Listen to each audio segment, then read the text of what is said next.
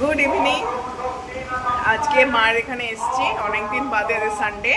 তো আজকে তো জগদ্ধাত্রী পুজো, কলকাতায় জগদ্ধাত্রী পুজো তো একদিন, চন্দননগরের জগদ্ধাত্রী পুজো অনেক 4-5 দিন ধরে হয়, খুব আনন্দ হয় সবার। তো কলকাতায় আজকে জগদ্ধাত্রী পুজো। তো জগদ্ধাত্রী পুজোর একটু আওয়াজ হয়তো পেলেও পেতে পারো তোমরা। এখানে বেশ জোরে জোরে মন্ত্র পড়া হচ্ছে, যেহেতু 5 দিনের পুজো একদিনে, 5 দিন না সরি 4 দিনের পুজো একদিনে হয়, সেহেতু অনেক সারাদিন ধরে পুজো হয়। তো এখন হচ্ছে, তো আজকে এখানে মায়ের এখানে এসেছি ঠেকুয়া করবো। তো দুটো নারকেল এখন কোড়াতে বসবো, তোমাদেরকে দেখাচ্ছি। আর ঠেকুয়া কেমনভাবে করে সেটাও তোমাদের সাথে একটু শেয়ার করে দেবো।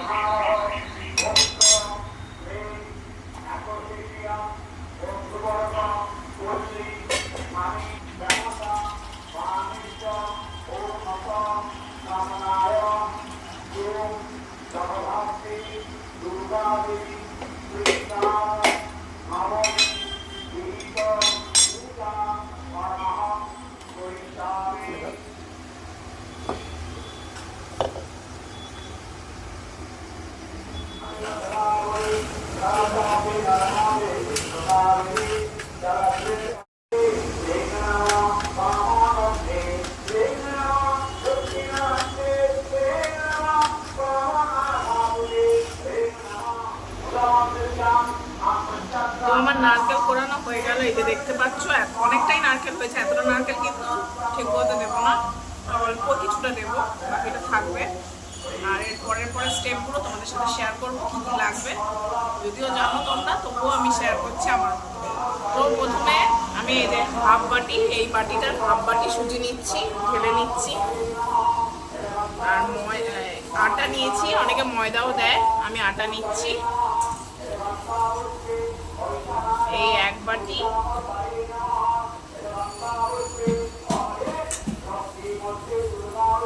দু বাটি নাকি? বলো দু বাটি। এই দু বাটি।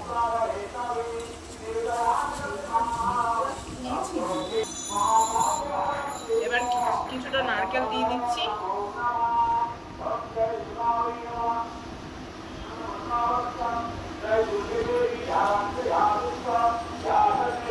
এটা হচ্ছে মৌরি, কিছুটা মৌরি দিয়ে দিচ্ছি, বেশ কিছুটা।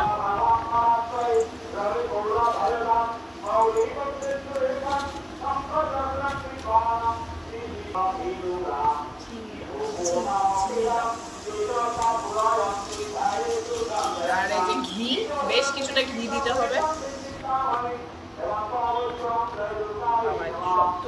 চামচ।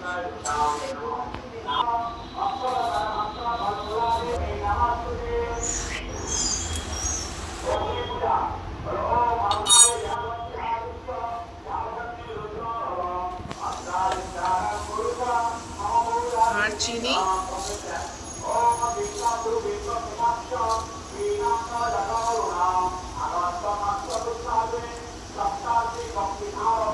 চামচ দিলাম। কোনো অবস্থাতেই সবকটা মেখে নেব। এখন জল দিয়ে নিই, প্রথমে শুকনো অবস্থাতেই সব মেখে নেবো একটু সবটার সাথে।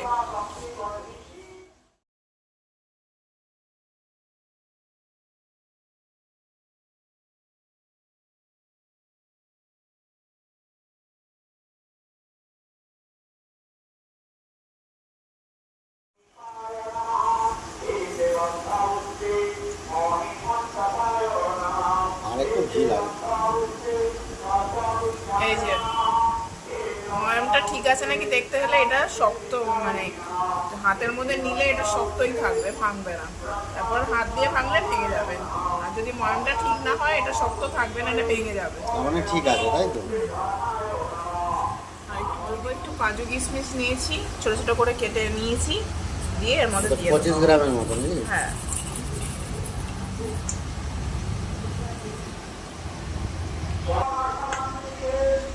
সব দিয়ে দিয়েছি। এবার খুব অল্প করে জল দিয়ে মাখতে হবে। এটা কিন্তু নরম করলে চলবে না, শক্তই থাকবে। অল্প অল্প করে জল দিয়ে মাখতে হবে।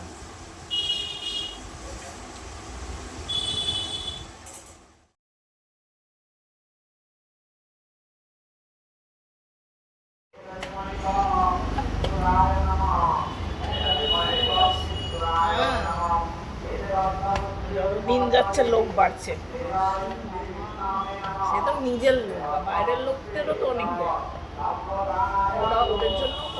এই যে আমার মাখা হয়ে গেছে, একটু শক্ত শক্তই মেখেছি। এবার এর থেকে লেচি বার করে নিলাম, দিয়ে একটা শেপের মতন গোল করে একটা শেপ দিয়ে দিতে হবে। একটা শেপ দিয়ে নিতে হবে। যাদের ছাঁচ আছে তাদের তো কোনো প্রবলেম নেই, আমাদের ছাঁচ নেই। আমি একটা ডিজাইন করে দিচ্ছি, এই যে একটা চামচ দিয়ে এরকম মাঝখান দিয়ে একটা ইয়ে করে এরকম পাতার ডিজাইন করে দেবে।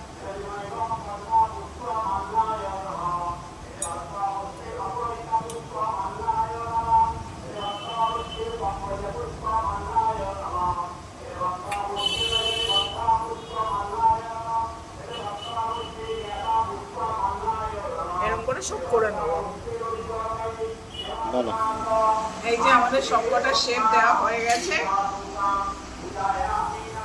বেশ অনেকগুলোই হয়েছে। এবার ভাজবো তেলে। তেলে না ঘিয়ে? না তেলে, সাদা। এত ঘি নেই। ঠিক আছে, চলো। সাদা তেলে ভাজবো। এই যে কড়াই বসিয়ে দিয়েছি গ্যাসে, আর তেলও দিয়ে দিয়েছি, তেলটা গরম হচ্ছে। আর এই যে পিঠেগুলো রয়েছে, তেল বেশি গরম করে কমিয়ে দিতে হবে, কেননা বেশি গরমের মধ্যে যদি দেওয়া হয় ওপরটা কাঁচা থাকবে, ওপরটা পুড়ে যাবে, ভেতরটা কাঁচা থাকবে। সেহেতু বেশ কিছুক্ষণ টাইম ধরে ধরে ভাজতে হবে এগুলোকে। তো একটা একটা করে আমি দিয়ে দেবো। এই যে গ্যাসে দিয়ে দিয়েছি আমি, ধীরে ধীরে হবে। বেশি তাপ লাগলেই গায়ে ওপরটা পুড়ে লাল হয়ে যাবে, ভেতরটা কাঁচা থাকবে।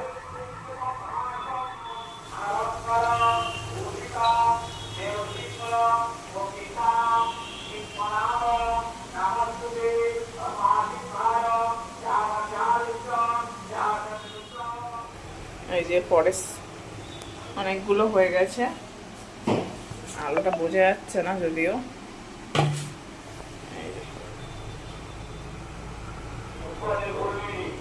আর বেশি নেই, আর এই কটাই আছে। এই যে ঠেকুয়া হয়ে গেছে, এক থালা হয়েছে। তোমাদেরকে একটা ভেঙে দেখাচ্ছি, এদিকে আসো।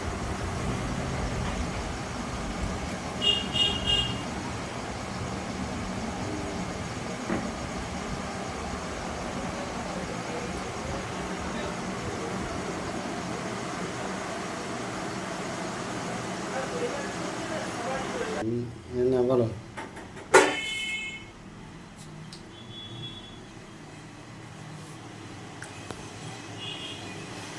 তো ভিডিওটা আর বাড়াবো না। ভিডিওটা ভালো লাগলে অবশ্যই লাইক, শেয়ার, কমেন্ট আর সাবস্ক্রাইব করো। আর ঠেকুয়া খাও, আর জগদ্ধাত্রী পুজো এনজয় করো। বাই। এরপরে আবার নতুন ব্লগ নিয়ে আসবো।